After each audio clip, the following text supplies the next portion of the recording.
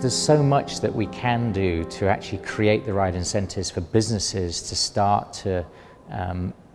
work with land use to store more carbon in our land, so it becomes a net sink for carbon rather than net source. But first we need to understand the science of what's possible, what practices are going to absorb more carbon, and then we need to find the right policy incentives that are going to encourage farmers to get more carbon in our soils,